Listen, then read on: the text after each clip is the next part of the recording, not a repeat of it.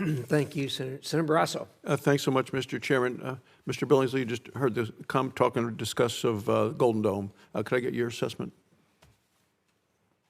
Senator, one of the things we agreed on, again, in a unanimous and bipartisan way on the Strategic Posture Commission, of which we both served, was that the United States should develop and field integrated air and missile defense capabilities that can deter and defeat coercive attacks by Russia and China. And so to the extent that the Golden Dome initiative in its early increments would afford such protection, I think we should be supportive on a bipartisan basis. One other comment, when Reagan launched the Strategic Defense Initiative, right, Cray supercomputers didn't have the processing power of this iPhone. So a lot has changed since the initial vision was elaborated for a missile shield, and the technological evolution makes missile defense, particularly space-based missile defense, highly feasible at this stage.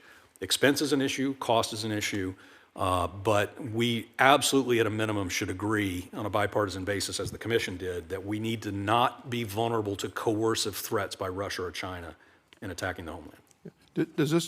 So do Russia and China use this as an opportunity to just increase their production of and expand their nuclear? No, they're already doing that. Yeah. And not only are they already doing that, they themselves are making significant investments in integrated air and missile defense capabilities. Russia has long had nuclear-tipped anti-ballistic missile interceptors in a ring surrounding Moscow. Russia has given the S-500 system a significant missile defense capability, and China is pursuing the same.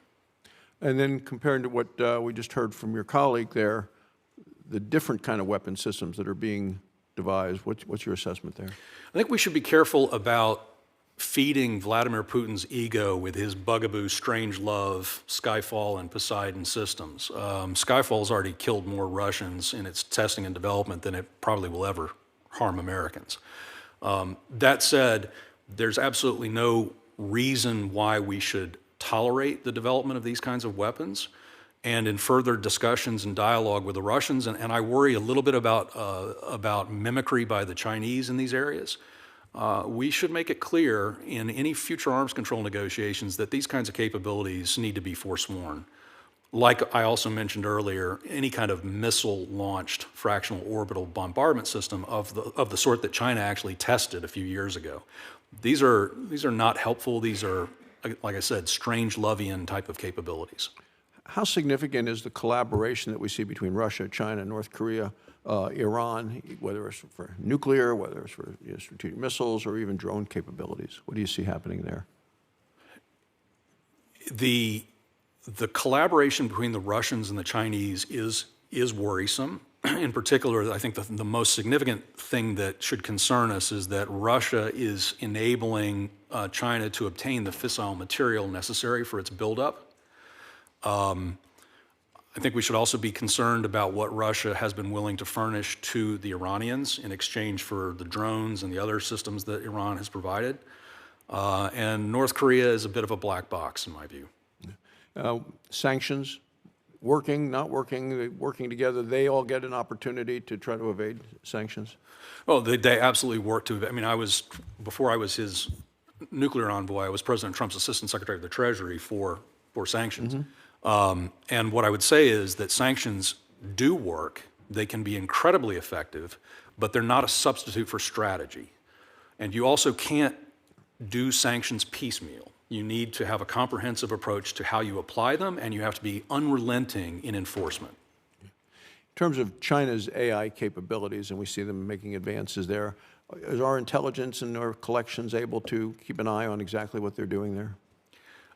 Senator, I'm not privy to current intelligence on that matter. What I would say, and we may or may not agree on this, but I don't think we arms control our way out of AI. I think we have to ensure that we maintain dominance in AI. That said, we need to be prudential in how we incorporate AI into our military systems.